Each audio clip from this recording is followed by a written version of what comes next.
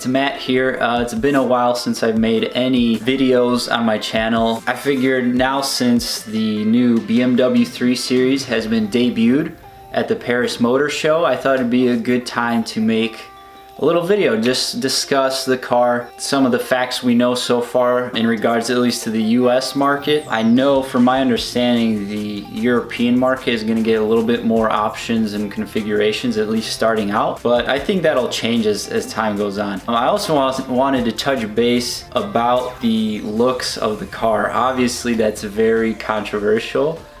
From what the videos I've seen and some of the forum threads and just general conversations on the internet, and you know, rightfully so. It's kind of a controversial design at the moment. I'm sure over time we'll get used to it. So with that said, let's dive right in. Okay, so first I want to talk about the configurations we're getting here in the US. From what I read, the US is going to get a 330i, 330xi, and an M340i. The 330i is going to have a 4-banger. I believe it's a 2-liter with 255 horsepower and like 290 foot-pounds of torque, something like that. Pretty much the same engine currently that's in the F30, the 4-banger engine. I think it's just slightly tuned up. I think it's like 7 horsepower. You know, you guys can look up all the exact specs because I don't remember all of them. I don't know if the engine's gonna have the same code as the current one. They're gonna give it a different code. It's basically the same engine, so not too huge of a horsepower bump.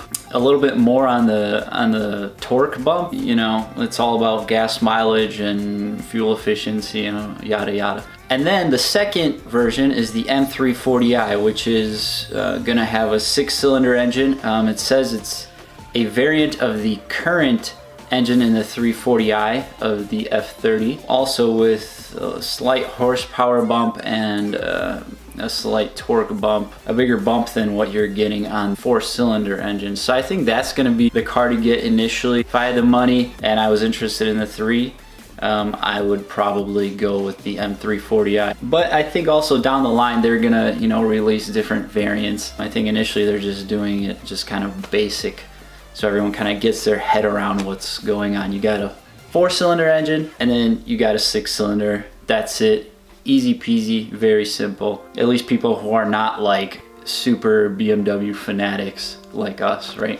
Also, only US market is not getting manual transmissions. I know the European market is getting manual. I'm not sure which exact models they're being paired with. I think the lesser models like the 320d. I'm sure that's going to upset a lot of purists, a lot of driver focused people. Take that as you will. That's what we're getting so far. The A-Speed ZF that it is being paired with is a great transmission. We'll see, maybe down the line BMW will change that as they release, you know, different variants of the 3 Series. We'll see. Next, I wanted to talk about the looks. Okay, so this is where we're getting into a little bit of controversy with the looks. I want to get your guys' thoughts too, if you want to comment below.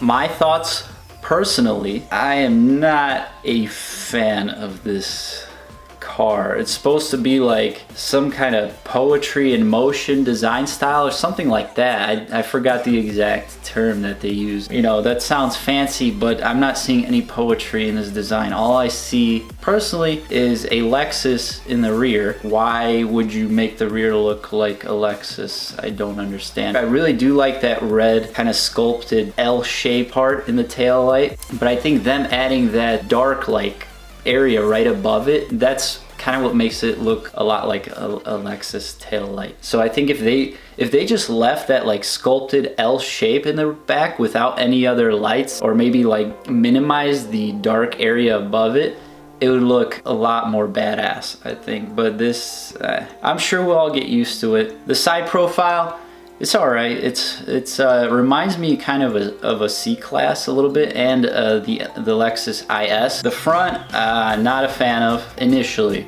It's grown on me the past couple days a little bit. I wish BMW would have kept the more kind of rounded angel eyes, which, you know, I mean, that's kind of their classic staple, but I understand with every new car design, you want to distinguish it from the last generation and make it its like own new gen version. So I get it, it's a new design language as well. So okay, the fact that they're actually including standard LEDs this time on the headlights is a nice step up, because the previous gens like they would offer the cars without standard angel eyes and things. You have to buy it as a separate package. Like this time they're adding it standard LEDs, and I think the laser lights are an option. Not sure how that is with the US market. I really hate this line in the front that like digs into the front headlight. I don't get.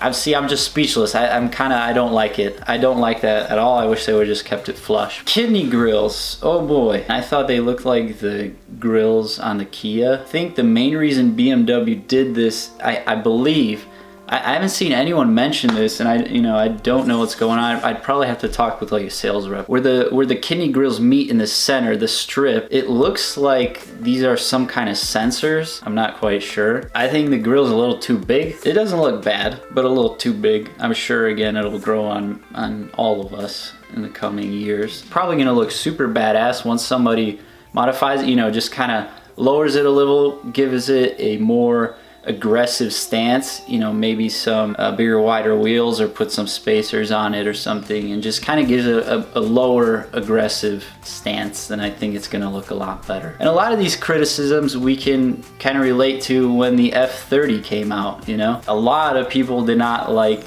the way that car looked. A lot of people said it looks like a mini 5 Series, at least in the back, right?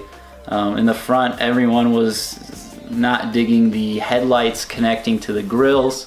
That was a big issue and a big controversy as well. Over time it grew. I think it took me maybe 2 or 3 months really to adjust to it. Then I started to really like the car. I thought it looked really nice. Once I saw it in person as well, that helped a lot. As far as the new G20 that they had at the Paris Motor Show, that blue one, that was a 330i. That car looked pretty good. The stance was pretty nice. I think it was probably lowered a little bit. Moving on, the interior. I think the interior is actually a big upgrade. It looks quite nice. The only thing I don't like is the digital gauge cluster. Personally, I've never been a fan of digital gauge clusters. I absolutely love traditional analog gauges. But not to say the digital cluster is not pretty cool. It looks like it stems from the 8 Series cluster. Yeah, I'm sure a lot of people like it. I'm sure it's going to be configurable in many ways.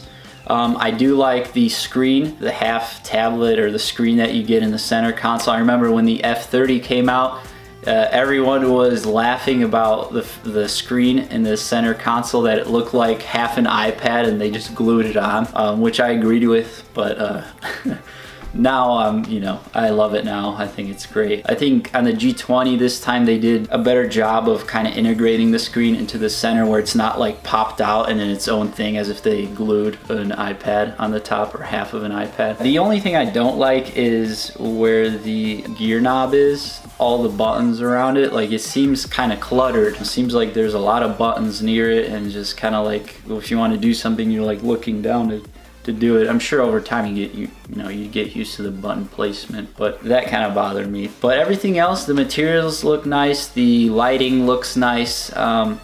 Personally, I don't care much for interior like gimmicky lighting like that. To me, a 3 Series has always been a sporty sedan. It's not, sure, it's supposed to blend luxury and sport, but this car seems a lot more luxury than sport. Another big thing, I know we kind of already went past the exterior, but the Hofmeister kink, they really were like emphasizing this in all the launch videos, how they integrated it kind of into the body, the exterior, as a fixed piece on its own rather than being a part of the actual door. And when you open the door, it's just the glass now. So I guess that's like a really big feature. I do think that's pretty cool. It's a different take on the Hofmeister kink. I think that's a welcome addition. It's very unique and different from previous generations. Lastly, I wanted to talk about the price. So from what I'm seeing and reading and hearing, it's supposed to start at like $40,000. I'm not sure exactly whether that's going to be the base 3 Series or whatever. I assume it's the base. Personally, I think that's quite expensive for, a mid-sized sedan. That's like what, $6,000-7,000 bump from the F30 Generation 3 series. Yeah, you can talk and attribute that to inflation, I suppose, but at the same time, my wallet's not really inflating at that same rate. It's a little bit much, and then add on all the little, optional extras that BMW loves to do, or actually a lot of German companies do that. A lot of companies now in general, add a wheel package, add a lighting package, add a cold weather package, blah, blah, blah, blah, blah. And by the time you're done, you're gonna be like 10-15 grand over what you thought you were gonna pay. So that's pretty much it as far as my thoughts. I can't really think of much more. I'm curious to hear what you guys think as well. Comment below what you think in terms of design. Do you think the car is going to be as successful as previous generations? Do you think it has a winning formula? Just your general thoughts. Let me know. Hope you like. If you do, subscribe. So thank you for watching, and I'll see you guys in the next one. See ya.